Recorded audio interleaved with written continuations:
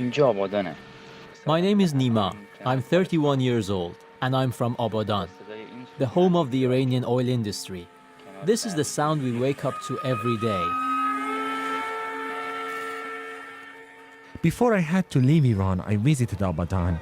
It reminded me of seaside towns like Brighton, and it is not surprising because it was built by the British who came for the oil. They modernized the city and built a suburb for themselves called Berin Village. These villas were built more than 75 years ago, but they still look good. The gardens are amazing. They used to call this area Green Park, like in London. We're still using the same facilities that were installed decades ago. Back in the 40s and 50s, it was a cosmopolitan city of luxury hotels, seamen's clubs, swimming pools, cinemas, British pubs, and direct flights to London, Paris, and even Washington. It was the home of the first oil refinery in Iran, built by the British in 1912. A Scottish company, Burma Oil, was part of the team. But by 1951, Iranians felt they weren't getting their fair share of profits and nationalized the company. Abadan, the world's greatest oil refinery, passes out of British hands as the last of the British staff is evacuated by government order.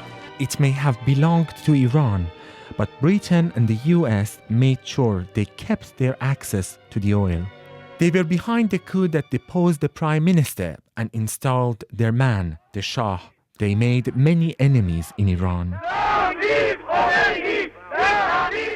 This has been the day of the revolution.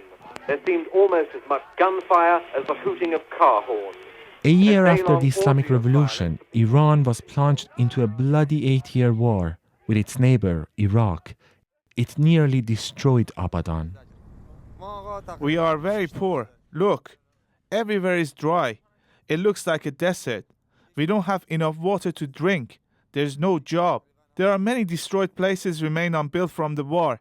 This is not the Abadan I grew up in. This is the sound of the Neyambun, a local Abadani musical instrument that has a lot in common with the Scottish bagpipes. 8 years ago, when I was in Abadan, sanctions were just beginning against Iran's nuclear program. Mohammed, who is playing, has got high hopes for the future now that he can see a life beyond sanctions.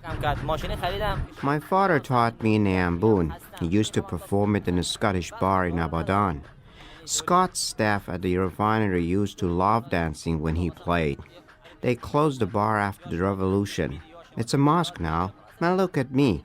I'm jobless and working as an unlicensed taxi driver. I dream for the day that I can perform the Neyambun for people on the stage. I even know a few Scottish songs too.